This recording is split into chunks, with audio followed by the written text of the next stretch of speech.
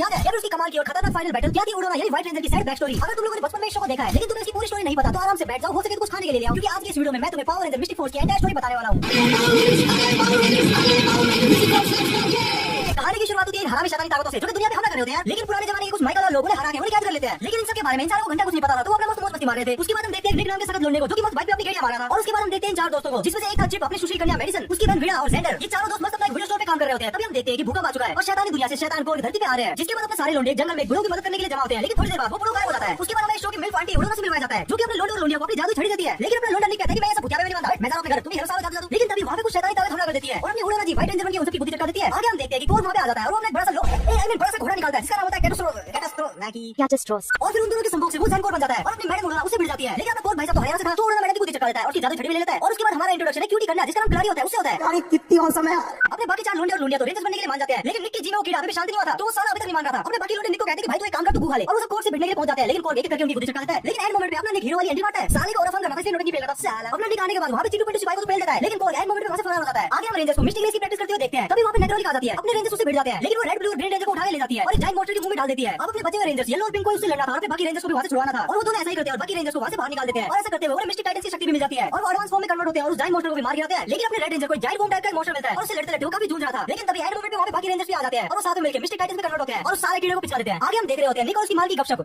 क्या बात है कि तो डाली मीठी लगी यार, चीनी खा दिया क्या? लेकिन वहां पे कोड़ा रेंजर्स को मारने के लिए मॉन्स्टर भेज देता है और बाकी चार रेंजर्स उन मॉन्स्टर से भिड़ जाते हैं। लेकिन मेन गुंडा शहर के बाकी लोगों को पत्थर में कन्वर्ट कर रहा था और वहां पे मैगी आ जाता है जिसे भी स्टोन में कन्वर्ट कर दिया जाता है और अपने लोंडे रेंजर्स उसे वापस लाने के उपाय खोज रहे होते हैं और फिर वो कोड़े से भिड़ने चले जाते हैं और बाकी मॉन्स्टर को हरा के उसका इफेक्ट खत्म कर देते हैं। और फिर हर पावर रेंजर की तरह सबका बड़ा होता है, आई मीन मेगाजोर्ड। जिस राह पे तुम चल रहे हो बेटा एक दिन पूरी तरह फंसोगे। और बड़े बड़े लोग आपस में लड़ते हैं और हमारे हीरो लोगों का ज्यादा बड़ा होता है मेगाजोर्ड, तो वो जीत जाते हैं। आगे हम देखते हैं कि निक अपनी टीम के साथ आराम कर रहा होता है और उसे हेलुसिनेशंस भी हो रहे थे और फिर हमें पता चलता है कि ये सब कोड़े करवा रहा था उसकी पावर्स को लेने के लिए। और फिर आगे काफी तगड़ी बैटल होती है और हमारे बाकी रेंजर्स भी एंड मोमेंट पे वहां पे पहुंच जाते हैं। कोड़े अपनी पावर का यूज करके जायंट फॉर्म में कन्वर्ट हो जाता है और हमारे रेंजर्स भी अपनी मिस्टिक पावर का यूज करके उससे लड़ते हैं। तभी वहां पे कोड़े का चमचा आ जाता है जो कि रेंजर्स से फाइट करने लगता है और कोड़े की चीज का फायदा उठा के रेंजर्स के मेगाजोर्ड की सारी पावर्स को ले लेता है। आगे हम कोर के घोड़े कैटास्ट्रोस की बैक स्टोरी जानने को मिलती है कि एक जमाने में कैसे कोई बहुत ही हार्डेस्ट घोड़ा हुआ करता था और कैसे कोर उसके साथ मिलकर और भी ज्यादा पावरफुल हो जाता है। जिसके बाद हम देखते हैं कि कोर अपने मेगाजोर्ड फॉर्म में फिर से वहां पे हमला करता है और अपने लोंडे उसे लड़ने के लिए जाते हैं। लेकिन पता नहीं क्यों निक रोलिया कोर के पिछवाड़े में सुई देकर भागती है जिससे उसे पाताल में वापस जाना पड़ता है। लेकिन अपना निक दूसरी डायमेंशन में चला जाता है जहां पे उसे घायल कैटास्ट्रोस मिलता है। निक उसे अपने जादू से ठीक कर देता है और वापस अपने डायमेंशन में आके कोई नालायक मॉन्स्टर को मार देते हैं और तभी वहां पे कोर आके निक से उसका घोड़ा छीन लेता है।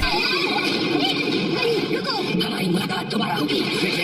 आगे हम देखते हैं कि अपने लोंडे किसी तो ट्रेजर हंटिंग कंपटीशन में जा रहे होते हैं और उन सबकी कंपटीशन होती है निकोलिया और जंगल से जाते हुए अपने लोंडे को माइनक्राफ्ट विलेजर जैसा दिखने वाला फिनिश होता है और वो कहता है कि मैं तुम सब लोगों को ट्रेजर तक जाने का रास्ता बता सकता हूं। लेकिन अपना निक कहता है कि चलो पांडु तुमने बताया साले, और वो ट्रेजर के पास अपने रास्ते से जाते हैं और इवेंचुअली उन्हें वो ट्रेजर मिल भी जाता है। लेकिन गेस व्हाट, उन्हें ट्रेजर के साथ क्या मिलता है? मैडम जी निकोलिया और अपने लोंडे और मैडम जी के बीच में रोला मचता है और इवेंचुअली अपने लोंडे निकोलिया को भगा देते हैं। वीडियो में आगे जाने से पहले अगर तुम्हें कंटेंट पसंद आ रहा है और तुम कंटेंट को सपोर्ट करना चाहते हो तो वीडियो को लाइक करके हाइप जरूर से कर देना। इसके अलावा ऐसा कंटेंट फ्यूचर में मिस करना नहीं चाहते तो चैनल को सब्सक्राइब भी तुम कर सकते हो। आगे हम देखते हैं निकोलिया विदा यानी पिंक रेंजर को अपने वश में कर लेती है और पिंक रेंजर अपने लोंडे की बुद्धि लाल करने में लग जाती है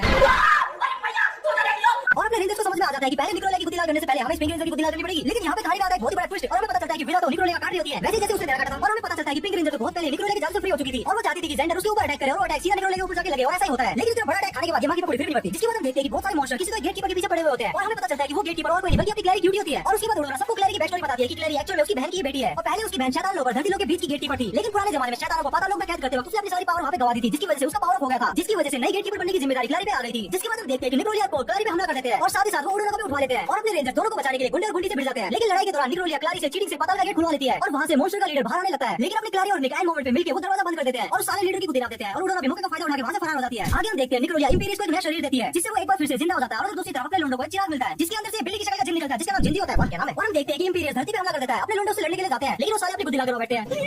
लेकिन अपना जेंजी अपना कमाल दिखाता है और हमें पता चलता है कि यहाँ पे सबसे बड़ा जेंजी का है मेगाजोर्ड और इतना बड़ा देखने के बाद इंपीरियस डर जाता है और वहां से चला जाता है। अगले एपिसोड में एक नालायक गुंडा शहर में हल्ला मचा रहा होता है, अपने रेंजर्स को हल्ला क्यों मचा रहा है ये देखने के लिए जाते हैं लेकिन वो साला अपने रेंजर्स को पीटने लग जाता है और अपने रेंजर्स भी उससे भिड़ जाते हैं और लड़ाई के दौरान हमारी मेडिसिन को मेंढक को देख के ठाक चढ़ती है और उस मेंढक को उठा के चूम डालती है। ये होने के बाद उस मेंढक पे कुछ तो हलचल होती है और वो मेंढक साला एक इंसान बन जाता है और हमें पता चलता है कि वो इंसान एक नया रेंजर है जिसका नाम होता है डोगरन और ये एक्चुअल में एक एंशिएंट मिस्टिक रेंजर होता है जो कि पहले शैतानों को कैद करने वाली लड़ाई में भी था और अपने डोगरन जुम्मे की शक्ति दिखाता है और गोल्ड रेंजर यानी सोलारिस नाइट बनके गुंडे लोगों की बुद्धि चढ़ा देता है। आगे हम देखते हैं कि अपने रेंजर से नए नवजात ड्रैगन शिशु की ज्यादा देखभाल कर रहे होते हैं। इसने कुछ ऐसी आवाज निकाली और फिर उसे थोड़ा सा धुआं छोड़ा। ये देखिए अपने बेलोटे जीने की जलने लग जाती है इसीलिए वो ड्रैगन को मुंह उठा के जंगल में छोड़ के आ जाता है। दूसरी तरफ इंपीरियस कोक से भीख मांग रहा होता है कि साहब मेरी शक्तियां दे दो और वो कहता है कि लेना लड़के ये ले तेरी 2 टके की पावर पूरी। और उसके बाद इंपीरियस वो पावर नेरकोलियर स्क्रीमर को देता है जिसके बाद वो दोनों धरती पे अटैक करते हैं। अपने लोंडे सबसे पहले तो नेरकोलियर स्क्रीमर की बुद्धि नापते हैं, उसके बाद उन्होंने कहती है कि किसी को एक बहन के टके ने हमारे ड्रैगन को उठवा लिया है। जिसके बाद बेलोटा जीने उन्हें सब कुछ सच बता देता है और वो सब ड्रैगन को ढूंढने निकल पड़ते हैं। अपने बाकी रेंजर्स गुंडे लोगों से रोना मचा रहे होते हैं और जेंजी और मेडिसिन उस ड्रैगन को ढूंढ रहे होते हैं। लेकिन इस बार नेरकोलियर अपने रेंजर्स का मूवमेंट बचाई देती है लेकिन एंड मोमेंट पे वहां पे जेंजी और मेडिसिन आते हैं और मेडिसिन जेंजी की लैंप का यूज करके स्क्रीमर को पेलती है और अपने रेंजर्स को ठीक करती है। आगे हम देखते हैं कि अपने रेंजर्स जादू से कुछ ज्यादा मजे लेने लगते हैं और उन्हें अपने औकात में रहने को बोलती है और दूसरी तरफ इंपीरियस बारबेरियन बीच नाम के 4 शैतानों को बुलाता है जो कि रेंजर्स से भिड़ने के लिए चले जाते हैं और एक के बाद एक शैतान से लड़ने की वजह से रेंजर्स की हालत टाइट हो रही थी। इसीलिए वो गोल्ड रेंजर को जेंजी के लैब का यूज करने को बोलते हैं और उनकी हालत की वजह से जेंजी का लैब शैतान के हाथ में लग जाता है और वो लोग उससे विश मांगते हैं कि ऐसी दुनिया बनाओ जहां पे पावर रेंजर्स कभी ना हो, जिसकी वजह से रेंजर्स की शक्तियां छिन जाती है। लेकिन तभी कहानी में आता है बहुत ही बड़ा ट्विस्ट और वो रेंजर्स को बताता है कि असल में ये सब बेईमान और निकम्मे हैं और ये अपने मालिक से गद्दारी कर रहे हैं और इसी वजह से वो रेंजर्स की मदद करना चाहता है और रेंजर्स को जादू की अदालत में जाने को कहता है। वहां जाकर रेंजर्स अदालत के सामने अपनी सारी बात बताते हैं, लेकिन अदालत के लोग उनकी मदद करने के लिए मना कर देते हैं। लेकिन उसके बावजूद भी अपने रेंजर्स हार मानने को तैयार नहीं थे और बिना पावर्स के गुंडे लोगों से भिड़ जाते हैं। लेकिन थोड़ी देर बाद अपने रेंजर्स की पावर वापस आ जाती है और साथ ही साथ वो लेजेंड वॉरियर की पावर को भी अनलॉक कर लेते हैं और बाकी बचे गुंडे लोगों को हरा देते हैं। आगे हम देखते हैं कि इंपीरियल कोर को कहता है कि तू साले अपने नियम और कायदे की वजह से हर बार रेंजर्स को छोड़ देता है, परंपरा, प्रतिष्ठा, अनुशासन। और साथ ही साथ वो कोर को गद्दार भी कहता है और कोर कहता है कि साले खुद से तो मुझे हराया जाता है, मुझसे जवाब आता है। जिसके बाद उनका मालिक ये फैसला करता है कि तुम दोनों में से जो भी रेंजर्स को हराएगा उसकी बात मानी जाएगी। जिसके बाद अपने रेंजर्स और कोर के बीच में बहुत ही बड़ा लफड़ा होता है। दोनों पार्टी आपस में भिड़ रहे होते हैं लेकिन इसका कोई फायदा नहीं होता क्योंकि लड़ाई का कुछ खास मतलब नहीं निकलता। कोर को वापस आना पड़ता है। दूसरी तरफ हम देखते हैं कि अपना गोल्ड रेंजर यानी सोलारिस नाइट बीटल बॉम्ब को कलेक्ट कर रहा है। तभी वहां पे इंपीरियल और कोर अटैक कर देते हैं लेकिन अपने बाकी रेंजर्स एंड टाइम पे एंट्री मारते हैं और उनका प्लान फेल कर देते हैं और इसे कोर को इंपीरियल वापस से लौट जाते हैं। इसके बाद हमें उड़ाना की बैक स्टोरी जानने को मिलती है कि कैसे वो अपने मर्द लिंगो डैगन और उसकी बहन के साथ जादूबंदी किया करती थी और उनका एक बेटा भी था। लेकिन जब शैतान से उनकी लड़ाई हुई तो लिंगो को अपनी कुर्बानी देनी पड़ी और उसकी बहन का भी गेम बच गया था। दूसरी तरफ कोर फिर से रेंजर से भिड़ने के लिए आता है और दूसरी तरफ इंपीरियल सोलारिस नाइट को दूसरी डायमेंशन में लेके जाता है और दोनों के बीच में बहुत ही भयंकर रोला बसता है और इंपीरियल गोल्ड रेंजर की मेगाजोड की पावर को चुरा के भाग जाता है और इसके साथ साथ वो एक स्पेल का यूज करके चिमेरा मॉन्स्टर को बुलाता है और ये मॉन्स्टर बहुत ही ज्यादा पावरफुल होता है और वो मॉन्स्टर अपने साथ रेंजर्स को पाताल लोक में लेके जाता है। उड़ाना को जब ये बात पता चलती है तो रेंजर्स की मदद करने के लिए वहां पे जाती है लेकिन शैतानों के मालिक उनके बॉस उसकी बुद्धि चटका देते हैं और तभी हम देखते हैं कि कोर उड़ाना को बचा लेता है और कहानी में एक बहुत ही बड़ा ट्विस्ट आता है और हमें पता चलता है कि कोर एक्चुअली लिंगो यानी उड़ाना का ही मर्द है। उसके बाद कोर वहां से सभी को बचा के ले जाता है और वो बताता है कि पिछली लड़ाई में उन्होंने उस मास्टर को सील कर दिया था लेकिन एंड मोमेंट पे उसने किसी स्पेल की मदद से लिंगो को कोर में बदल दिया था। और उधर दूसरी तरफ हम देखते हैं कि इंपीरियल और डैगर में एक बार फिर से लफड़ा मचने वाला होता है और इधर नेक्रोली वापस आके लिंगो को ले जाती है और वो उसको एक बार फिर से कोर में बदल देती है। उधर हम देखते हैं कि अपना सोलारिस नाइट इंपीरियल का गेम बजा चुका था और वो जाते जाते कहता है कि वो एक बार फिर से वापस जरूर आएगा और उधर दूसरी तरफ कोर को रेड रेंजर में एक बार फिर से लफड़ा बसता है और उड़ाना को पता चलता है कि उसका खोया हुआ बेटा और कोई नहीं बल्कि रेड रेंजर निकी है। क्या बोलूं मैं इस पे, क्या बोलूं क्या मैं इस पे। और वो ये बात कोर को बताती है कि तू अपने बेटे से ही लड़ रहा है और ये सुन के लिंगो अपनी कॉन्शियसनेस को एक बार फिर से पाता है। लेकिन इनका फैमिली बॉन्डिंग ज्यादा तक नहीं चलता क्योंकि मास्टर आर्क की सर्विस में वापस आने लगता है जिसकी वजह से लिंगो को उसे एक बार फिर से नीचे धकेलना पड़ता है और ऐसा करने की वजह से लिंगो एक बार फिर से गायब हो जाता है। आगे हम देखते हैं कि अपनी आंटी जो उड़ाना अपने पसंदीदा मर्द लिंगो को ढूंढने के लिए जाती है और उसकी दूसरी तरफ नेक्रोली टेरराइज 10 नाम के 10 सबसे खतरनाक मॉन्स्टर को बुलाती है ताकि वो मॉन्स्टर मास्टर को फ्री कर सके। जिसके बाद हम देखते हैं कि ओपरस नाम का एक मॉन्स्टर अपने लुंडे पे हमला कर देता है और उसे अपने निकी रेड रेंजर से कुछ ज्यादा ऑब्सेशन था और वो कहता है कि बाकी सब साइड हो जाओ, मुझे रेड रेंजर से काम है। लेकिन हमारे रेंजर्स कहते हैं कि साले गुंडे की बात मानेंगे और वो एक एक करके उसे भिड़ने लग जाते हैं लेकिन ओपरस सबको एक एक करके गायब कर देता है और लास्ट में सिर्फ अपना लुंडा रेड रेंजर बचता है। निक उसे कहता है कि अगर तुझे मुझे पकड़ना है तो पकड़ ले लेकिन मेरे दोस्तों को आजाद कर दे और ऐसा कह के वो अपने आप को उसके हवाले कर देता है। लेकिन एंड मोमेंट पे माइनक्राफ्ट विलेजर जैसा दिखने वाला फिनिक्स आके उसे बचा लेता है और वो उसे बताता है कि तू इस शो का मेन हीरो है, तू ऐसे नहीं बच सकता भाई। और निक कहता है कि हां बात तो सही है और उसके बाद हम देखते हैं कि अपना red ranger fire heart dragon के साथ कंबाइन होकर रेड ड्रैगन फायर रेंजर बनता है।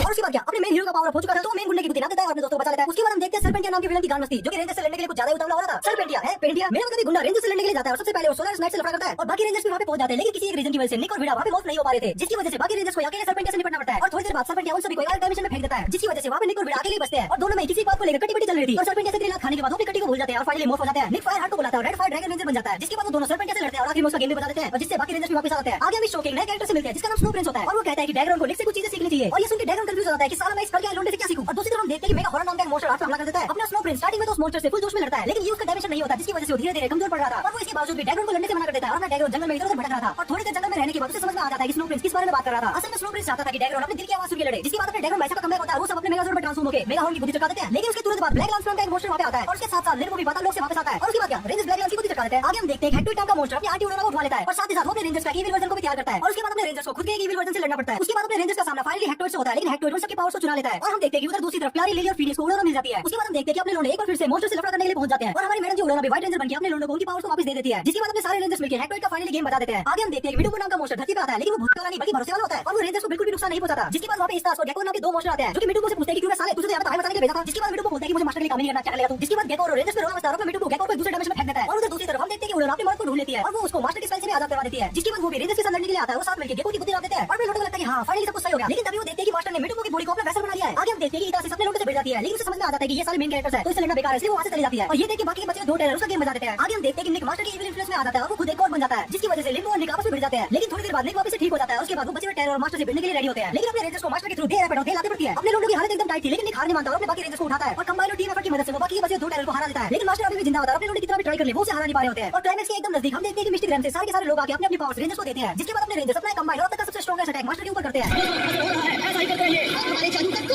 और इस अटैक के बाद वो सारा कौन से स्कूल का मास्टर है वो मर जाता है। और आगे हम देखते हैं कि इतासिस ने नीरुले को एक बार फिर से रिवाइव कर दिया है। इनका अलग पब्जी चल रहा है सबसे और अपने लेको भाई साहब भी वैम्पायर के रूप से फ्री हो जाते हैं और ऐसा करके इशू की हैप्पी एंडिंग हो जाती है। और अगर तुम मेरी वीडियो की हैप्पी एंडिंग करना चाहते हो तो वीडियो को लाइक करके उसे हाइप जरूर से कर देना और अगर तुम्हें बाहर टूनपुर साम्राज्य का निवासी बनना है तो चैनल सब्सक्राइब कर लेना। ऐसा करके तुम टूनपुर के एक निवासी बन जाओगे। Thank you. और इसके अलावा अगर तुम्हें पावर रेंजर एसपीडी और पावर रेंजर सामुराई की स्टोरी जाननी है तो स्क्रीन पे तुम्हें दो वीडियो दिख रही है, तुम्हें जो देखना है तुम देखो। मैं मिलता हूं तुम लोगों से नेक्स्ट वीडियो में, तब तक के लिए बाय।